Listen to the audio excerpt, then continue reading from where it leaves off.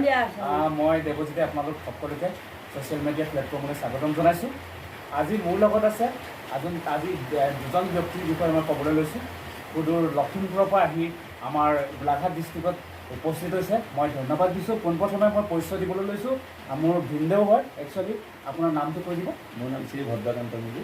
আৰু আপোনাৰ নামটো কৈ দিব। এইপিনে মোৰ বাইদেউ হয়। মোৰ নাম চমিকা মিলি, 2 নং বগানপাৰাত, মিৰিগাঁৱত মোৰ ঘৰ। মিৰিগাঁৱত ঘৰ। আপোনালোক আজি দুজনৰ পৰা মই কিছু জানিব বিচাৰিম। আৰু মই জানিব পৰা মতে আপোনালোকে 1999 চনতে যেতিয়া শ্ৰব্য কেছেটত জড়িত আছিলে আচলতে গানৰ, তেতিয়া এইবিলাক ছ'চিয়েল মিডিয়া প্লেটফৰ্ম নাছিলে। যদি তেতিয়া এইবিলাক বস্তু যদি উপলব্ধ থকাহেঁতেন আপোনালোকে বহুত আগবাঢ়ি গ'লহেঁতেন। জুবিন গাৰ্গৰ অসমৰ জনপ্ৰিয় কণ্ঠশিল্পী জুবিন গাৰ্গ, ডক্টৰ ভূপেন হাজৰিকাদেৱৰ নিচিনাকৈ আপোনালোকৰ এইবিলাক গীতো মানুহে শ্ৰোতাৰ মাজত আপোনালোকে জনপ্ৰিয় হৈ পৰিলে সদায়। কি আপোনালোকৰ মই জানিব বিচাৰিম এই মুহূৰ্তত আপোনাৰ পৰাই ফাৰ্ষ্ট টাইম মই জানিব বিচাৰিছোঁ আপোনাৰ সংগীত জগতখনলৈ আপুনি কেনেকৈ 1999 চনত শ্ৰব্য কেছেটটো আৰু কেনেকৈ আপুনি আগবাঢ়িলে আৰু এই শ্ৰব্য কেছেটটো ৰাইজক জনাই দিব। কি আছিলে, কি নাম আছিলে এই কেছেটটো, নামটো ক'ব আৰু গানটো কেইটা আছিলে গান আপুনি কৈ দিব। আৰু কেনেকৈ আপুনি সংগীত জগতখনলৈ আহিলে, কিমান আপোনাৰ সৰুৰ পৰা একাগ্ৰতা আছিলে নে আপোনালোকৰ ফেমিলিত এটা ঘৰুৱা পৰিৱেশ আছিলে কালচাৰৰ লগত, সাংস্কৃতিক জগতখনৰ লগত? দুই এষাৰ ক'ব, সম্পৰ্কে শুনিব। হয়, এতিয়া কথা হ'ল কি, আমি সৰুৰ পৰা গান বজানা ভাল পাইছিলোঁ, শুনি ভাল পাইছিলোঁ। তাৰপিছত গানৰ প্ৰেমত পৰি গ'লোঁ। গান শুনি ভাল পাওঁ, গান গাই ভাল পাওঁ। এতিয়া ভাবিলোঁ যে ইয়াক আমি কিবা কৰিব পৰা যায়, ইয়াৰ যোগেদি আমি কিবা আমাৰ জাতিটো, আমাৰ সম্প্ৰদায়টো কিবা সংস্কৃতিৰ দিশত কিবা আগুৱাই যাব পৰা যায়। আমি কেইজনমান মানুহে আমি চিন্তা চৰ্চা কৰিলোঁ। ধৰিলে আমাৰ নৱনিৰিছ, আমাৰ অযোধ্যা ৰাজা, চম্পাৱতী, দিল বিশ্ব, আমি এইকেইজনে মিলি আমি এটা মানে অডিঅ' কেছেট বনোৱাৰ পৰিকল্পনা ল'লোঁ। আমি যদিও ট্ৰাইবেল, আমি যে অসমীয়া ভাষা ক'ব জানো, অসমীয়া ভাষাৰ আধুনিক গীতৰ কেছেট আমি বনাবৰ কাৰণে আমি চেষ্টা কৰিলোঁ।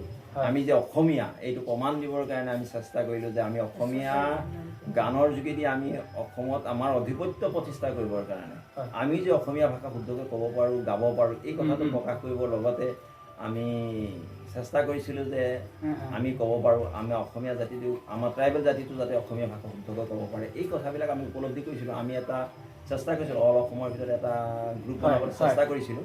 আমি এইকেইজনে বনাই পেলাই এই গানটো বনাইছিলোঁ, মোৰ গান কেছেট। আমি প্ৰথমতে ভাবিছিলোঁ যে তোমাৰ ছবি দিম কেছেটটো, মানে টাইটল চং তোমাৰ ছবি গান এটা আছিলে। ভাবিছিলোঁ আমি পোষ্টাৰ কৰি আমি মানে এইটো পাব্লিছো কৰিছিলোঁ।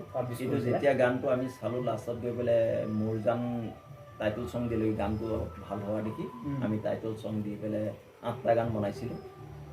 এই 8টা গানেই লিখিছিল আমাৰ নৱপেগুৱে, নৱপেগু ওৰফে মানে নেৰিছ। ইয়াত কণ্ঠদান কৰিছে দিল বিশ্ব, চম্পাৱতী আৰু অযোধ্যা মৰাং ওৰফে ৰাজা। মই প্ৰযোজনা কৰিছিলোঁ 1999 চনতে। আমি এই কেছেটটো আমি যথেষ্ট সমাদৰ পাইছিলোঁ। এইটো ঠিক সেই সময়ত আছিল কুমাৰ ভৱেশৰ মোৰ কি আছিলে দেহাজান পাছতে আমি এইটো এৰিছিলোঁ। যথেষ্ট জনপ্ৰিয়তা লাভ কৰিছিলে। আৰু কথা হ'ল সেই সময়ত সমসাময়িক আমাৰ লগত আছিলে মানস ৰবীন পাইছিলোঁ। মানস ৰবীনত এতিয়া কেছেট সেই সময়ত সমসাময়িকভাৱে হৈছিলে মানস কন্যাটো ৰিলিজ হৈছিলে, দেহাজান ৰিলিজ হৈছিলে। সেই সময়তে আমি মডাৰ্ণ কেছেটটো, আধুনিক গীতৰ কেছেটটো আমি এৰিছিলোঁ। যথেষ্ট ৰাইজে সমাদৰ পাইছিলোঁ। আমি এতিয়া চেষ্টা কৰি আছোঁ এইবিলাক VCD বনাবৰ কাৰণে বা বনাবৰ কাৰণে আমি চেষ্টা কৰি আছোঁ। আমাৰ প্ৰচেষ্টা থাকিব। আপোনালোকে এতিয়া এই গানবিলাক মূলজান, এতিয়াতো কেছেট মানুহে বন্ধ হৈ গৈছে, কেছেট VCD এইবিলাক বন্ধ হৈ গৈছে। এতিয়া আপোনালোকে পাৰিলে চাব ইউটিউব বা ক'ৰবাত আপোনালোকে এইবিলাক চিৰযুগমীয়া হিচাপে মানে বস্তুটো ছেভ থাকিব মেমৰি হিচাপে। এইটো এটা আপোনালোকে ইউটিউবত এৰি দিবৰ কাৰণে অলপ ব্যৱস্থা কৰক। অলপ আমাৰ লখিমপুৰ বুলি এটা চেনেল আছে, লখিমপুৰ টুডে বুলি এটা চেনেল আছে, চ' পৰ্টেল, তাতো দিব পাৰিব। এতিয়া এই চেনেলবিলাকত দিলে আপোনালোকৰ গানবিলাক এতিয়াও মানুহে শুনিব, আগৰ গানবিলাক আচলতে। এতিয়া আমি এইটো কাৰণে ভাবি আছোঁ, এতিয়া আমাৰ নিজৰ নামতে আপোনালোকে কৰি লওক আৰু ভাল হ'ব। নিজৰ নামতে এই গান, এতিয়া যিটো আমাৰ মূলজান কেছেটটো আছিল, এতিয়া যিটো লেডিজ পাৰ্ট আছিল, এতিয়া চম্পাৱতী সেইটা ঠাইত আমি এতিয়া চমিকা মিলি গোৱাৰ কথা পৰিকল্পনা চিন্তা কৰি আছোঁ। এতিয়া আমি পুৰুষ ছিংগাৰ আমি এটা চিন্তা কৰিম। এতিয়া নৱনিৰিছৰ এতিয়া এইটো পেৰেলাইজ হৈ গ'ল। এতিয়া গানটো গাব নোৱাৰে। এতিয়া জিভাৰ এটা জঠৰতা আহি আছে, জঠৰতা হৈ গ'ল, পেৰেলাইজ হৈ গ'ল। আমি এতিয়া নতুন এজন পুৰুষ ছিংগাৰৰ কথা আমি পৰিকল্পনা লৈ আছোঁ। আমি নিজে পৰিচালনা কৰাৰ কথা ভাবি আছোঁ, পৰিকল্পনা আছে আৰু থাকিব। নেক্সট আমাৰ বাইদেউৰ পৰা জানিব বিচাৰিম, বাইদেউ কি সৰুৰ পৰা আপোনাৰো কি ইণ্টাৰেষ্ট আছিলে সংগীতৰ প্ৰতি, গানৰ প্ৰতি, আপোনাৰ এক্টৰ অভিনয়ৰ প্ৰতি আপোনাৰ সৰুৰ পৰা আছিলে নেকি? সৰুৰ পৰাই মানে মই খুব গান গাই অভিনয় কৰি খুব ভাল পাইছিলোঁ। লগতে মই ফুটবল খেলুৱৈ আছিলোঁ। মই খেলৰ লগতো জড়িত, সংগীতৰ লগতো জড়িত, মই ডান্সৰ লগতো জড়িত। তাৰপিছত বিয়া হোৱাৰ পিছৰ পৰাই মই চেম্বাৰত কাম কৰিছিলোঁ 7 বছৰ। 7 বছৰ ন? মই ডক্টৰ মানে বিভাগত মই কৰিছিলোঁ। এতিয়া প্ৰাথমিক যিখিনি চিকিৎসা সেইখিনি মই এতিয়া স্লাইন দিয়াৰ পৰা ধৰি IV কোচিং আৰু IM/IV দুটা বিভাগ আছে। IV বুলি ক'লে মাষ্টাৰ ইণ্টাৰভেনাছ আৰু IM মানে হৈছে মানে সেইটো অকল মাংসতে দিব লাগিব, ইণ্টাৰমাছুল। গতিকে এইখিনি মই 7 বছৰ কৰিলোঁ। তাৰপিছত হ'লোঁ ৰাজনীতিৰ লগত জড়িত। 5 বছৰ মই উপসভানেত্ৰী হিচাপে বঙালমৰা পঞ্চায়তত মই কাৰ্যকাল কৰিছিলোঁ। এতিয়া অৱসৰ ল'লোঁ। এইবাৰ মই পৰিকল্পনা লৈছিলোঁ ইলেকশ্যন খেলাৰ, কিন্তু কিছু বিজুতি ঘটাৰ বাবে মই নেখেলিলোঁ। মোৰ লগৰ গিৰিমা দলে পেগু তাই খেলিছে। গতিকে কংগ্ৰেছ দলৰ পৰা দীপজ্যোতি মিৰি তেওঁ কাউন্সিলাৰ আৰু ভগতা বড়ি তেওঁ ৱাৰ্ড মেম্বাৰ। এতিয়া মই ৰাজনীতিৰ লগতো জড়িত, ব্যৱসায়ৰ লগতো জড়িত। এনেকুৱা এটা কাম নাই যে মই নকৰা।